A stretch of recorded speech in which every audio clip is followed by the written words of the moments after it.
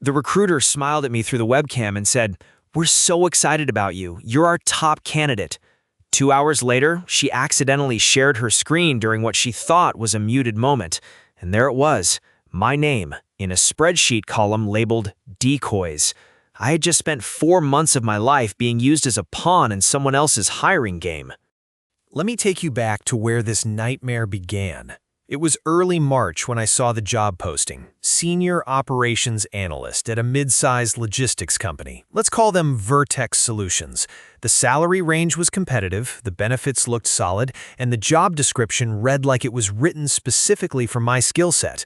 I had 5 years of experience in supply chain optimization, 2 certifications, and a track record of saving my previous company over $2 million through process improvements. I applied on a Tuesday night. By Thursday morning, I had an email from their recruiter, Sandra, asking to schedule an introductory call. I should mention, I wasn't unemployed. I had a stable job, but the commute was brutal. The growth opportunities had flatlined, and I was ready for something new. Vertex was offering remote work 3 days a week and a clear path to director level. It felt like exactly what I needed. The first call with Sandra went great. She was warm, professional, and seemed genuinely impressed with my background. She told me the hiring process would be thorough but efficient, her exact words. She said they were looking to fill the position within 6 weeks. 6 weeks. I remember thinking that was reasonable. Round 2 was a video interview with the hiring manager, Derek. We talked for 45 minutes about my experience, my management philosophy, and how I'd approach some of their current challenges. Derek nodded along enthusiastically, took notes, and ended the call by saying, "I think you'd be a fantastic fit here. I'm going to recommend you move forward."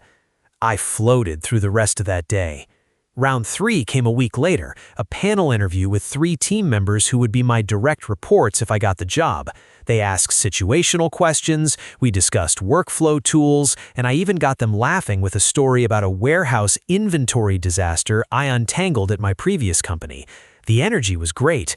Then came round 4, a skills assessment. They sent me a case study involving a fictional supply chain bottleneck and asked me to create a detailed action plan with projected outcomes. I spent an entire weekend on it, probably 12 hours total. I built spreadsheets, created process diagrams, even put together a presentation deck. Sandra emailed me 3 days later. "The team was blown away with your assessment. We'd like to move you to the next stage." The next stage? I was starting to lose count. Round 5 was another video call, this time with the VP of Operations. We discussed company culture, long-term vision, and where the senior analyst role fit into their 5-year plan. He told me they were being selective because this position is critical to our growth. I understood. High-level roles require careful vetting. I was still confident. Round 6 was a personality assessment, one of those online tests that takes an hour and asks you the same questions 17 different ways to see if you're consistent. I answered honestly and sent it off. Round 7 was a second panel interview, this time with stakeholders from other departments who would collaborate with the operations team. Marketing, sales, finance, everyone had questions. I answered them all. By now, it was late April, almost 2 months since my first conversation with Sandra, but she kept reassuring me, "You're still our top candidate. We're just being thorough. The decision is coming soon." Round 8 was a culture fit conversation with HR. We talked about values, workplace expectations, and what kind of environment I thrived in. The HR rep told me she could already picture me in the team photo. Then came round 9. The final interview with the CEO himself. This was it, the last step before an offer. I prepared like I was defending a thesis. I researched his background, memorized the company's recent press releases, and practiced my answers until they sounded natural. The CEO was charming. He asked thoughtful questions and seemed genuinely interested in my perspective. At the end of the call, he shook his head slowly and smiled. "I have to be honest," he said. "I don't usually get involved this early, but Derek and Sandra both insisted I meet you, and now I understand why. I think you're going to do great things here." I thanked him, ended the call, and immediately texted my wife. I think I got it. Sandra reached out the next day to schedule a final wrap-up call. She said there were just a few administrative details to discuss before they sent the official offer letter. The call was set for Friday at 2 p.m. I blocked my calendar, closed my office door, and logged on 2 minutes early. Sandra appeared on screen, all smiles as usual, but something was different. Her eyes kept flicking to something off camera. "Hey, so glad we could connect. I just need to pull up your file real quick." She shared her screen, and that's when my world stopped. There was a spreadsheet open, a master tracking document with dozens of names, color-coded columns, and status notes. I saw my name about halfway down the list, but it wasn't in the column labeled Final Candidates or Offer Pending. It was in a column labeled Decoys. Next to my name were notes I'll never forget. Strong performer, use for benchmark, do not extend offer, position reserved for MP, CEO nephew, keep engaged through final round for optics. For optics, I had been strung along for 4 months, 9 interviews, a weekend-long assessment, hours of preparation, all so they could pretend they had a competitive hiring process while the job was already promised to someone's relative. Sandra realized her mistake within seconds. Her face went pale. She fumbled with her mouse, and the screen share vanished. "Sorry about that," she stammered. "Technical glitch. Anyway, so—" "Sandra," I interrupted, my voice calm but cold. "I saw it." Silence. Okay, I need to stop here for a second, because at this exact moment, my heart was pounding so hard I could hear it in my ears. I had just watched 4 months of my life get exposed as a complete lie. Subscribe if you think what they did was beyond unacceptable, and drop a comment. Have you ever been used as a decoy candidate? Because what I did next, I'm still not sure if it was the smartest move or the most satisfying. Either way, you need to hear it. Sandra's face was frozen in panic. I could see her mind racing, trying to calculate how much I'd actually seen and how much damage control was possible. "I'm not sure what you think you saw," she started, her voice shaky. "That spreadsheet is just an internal tracking tool. It doesn't mean—" "It means exactly what it said," I cut her off. "Position reserved for M. Patterson, CEO nephew. Keep me engaged for optics." Sandra, I spent 4 months interviewing for a job that was never available. She opened her mouth to respond, but nothing came out. I watched her struggle for a solid 10 seconds before she finally managed, "I understand this looks bad, but I assure you no final decisions have been made. You're still very much in consideration." The spreadsheet said, "Do not extend offer." That sounds pretty final to me. More silence. Then, incredibly, she tried to pivot. "Look, even if this particular role doesn't work out, we have other positions that might be a great fit for your background. I could—" "Sandra, stop." I took a breath. Part of me wanted to explode, to scream about the weekends I'd sacrificed, the vacation days I'd burned for their interviews, the stress I put my wife through every time I said, "I think this is the one." But I'd learned something important over the years. When someone hands you ammunition, you don't waste it on immediate satisfaction. "I'm gonna need a few things from you," I said, keeping my voice steady.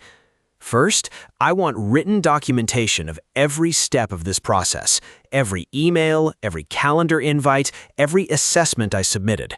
Second, I want the name and contact information for your company's legal department.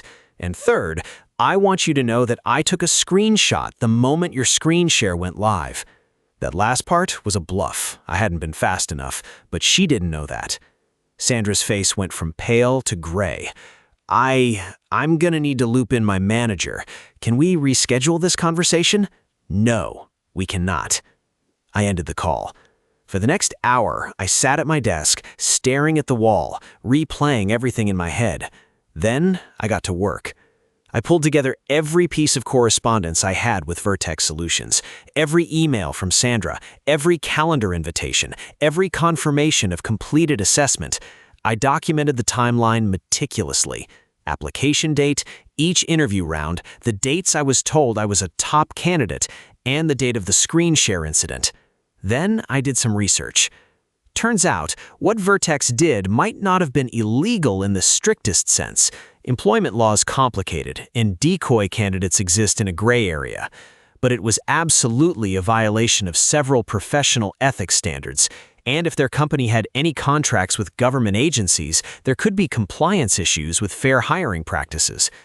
I drafted a detailed letter. Not threatening, not emotional, just factual. I outlined the timeline, described what I'd witnessed, and noted that I was prepared to share my experience publicly if I didn't receive a satisfactory response within 10 business days.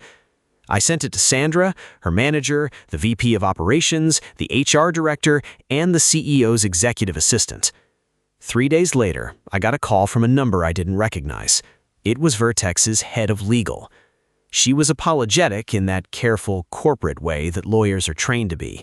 She acknowledged that there had been inconsistencies in our communication and that the company took such matters very seriously.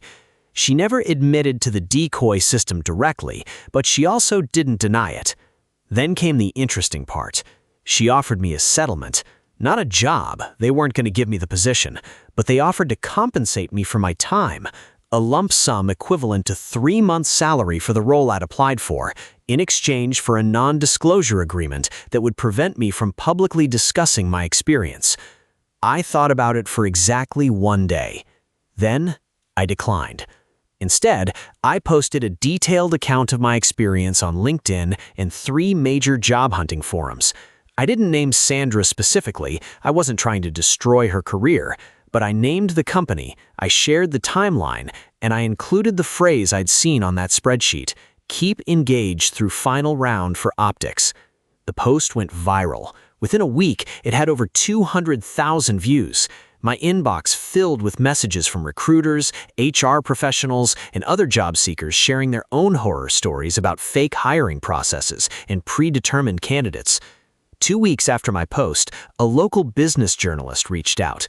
She was writing an investigative piece on deceptive hiring practices at regional companies. My story became a central case study.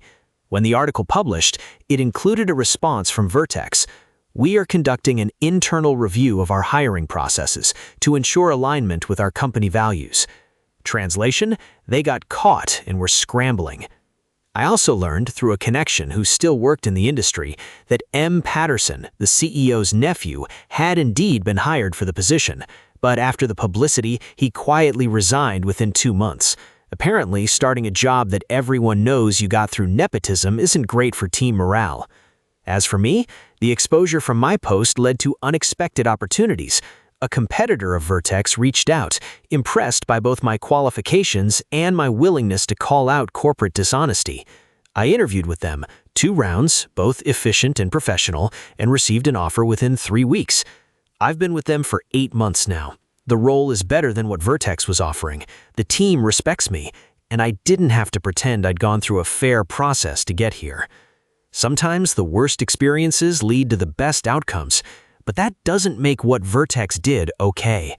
Every decoy candidate is a real person with a real life, burning real time on a lie. If you're in a hiring process that feels endless, where they keep saying you're the top candidates, but the finish line keeps moving, trust your instincts, ask direct questions about the timeline, and if something feels wrong, it probably is. Thanks for sticking with me through this whole nightmare. If this story made you feel something, anger, recognition, relief that you're not alone, hit that like button and subscribe so you don't miss the next one. And if you've got your own HR horror story, whether it's ghosting, fake interviews, or hiring games, I want to hear it. Drop it in the comments or send it our way. Your story might be featured in an upcoming video. Until next time, trust your gut, document everything, and never let anyone waste your time twice.